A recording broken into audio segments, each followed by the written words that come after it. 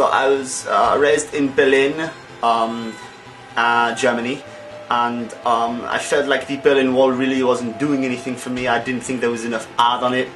So I left my hometown and moved to London in England, where I discovered a Heaven nightclub and fell in love with it. It became my second home, essentially. Lift your hands and voices, free your mind and join us. You can feel it in the air. Guten Tag. Hi. Basically, I'm told my old band, my bandmates, and we're having a wild, crazy time in all the clubs.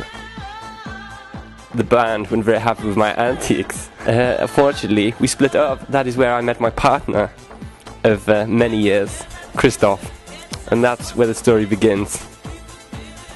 So after I met Sven, we discovered we had a shared passion for bands like Kraftwerk and the Pet Shop Boys. So we decided to start making our own music together. What do you think about that, yeah? Yeah. You like that? In the OG? Yeah. OG. Yes, any preloaded tunes? I'm not sure. Beats, Grundy beats. I think the battery died. About 10 years passed and we still hadn't actually produced any music. That was when we met our manager, Peter Van Doo, who led us on a different path.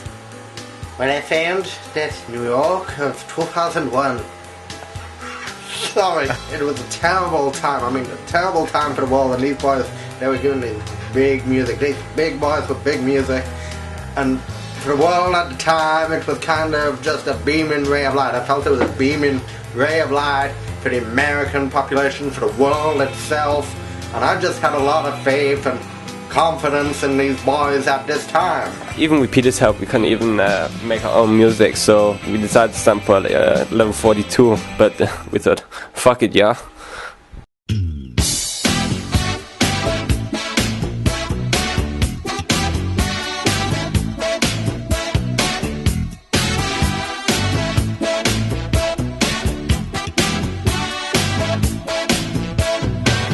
Big boys make big music.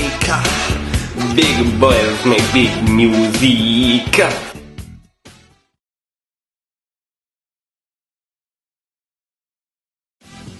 Big Boys hit number 700 in the German pop charts. Yeah, we're making 50 Deutsche Marks a week, but for some, the fame was too much. Peter was going to all these wild parties.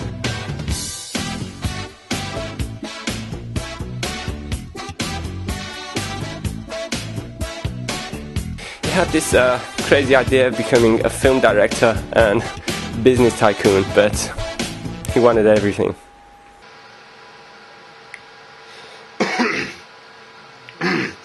I just really felt like...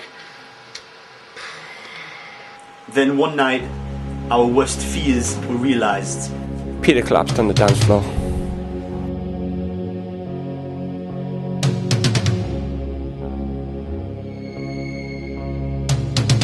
He was sitting on the stairs with his head in his hands, moaning about how ill he felt and how he couldn't stand up.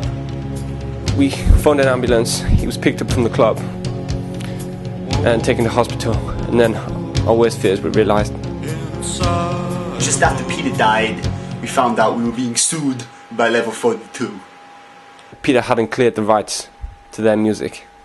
So, you know, our manager, Peter Van Doo, was dead and buried, God rest his soul, and we were left with this great big pole up our anal. Yeah, we thought we were going to be okay, but the industry shafted us, especially Pete fucking Waterman. You don't go into a drugstore and tell them you've got a headache and ask for aspirins, and they give them you pay for them. Music you have to pay for, it's not free. Yeah, we had one last orgy to our illegal music, thank you Pete, and then we went our separate ways. And that was it, Finn. The band was over.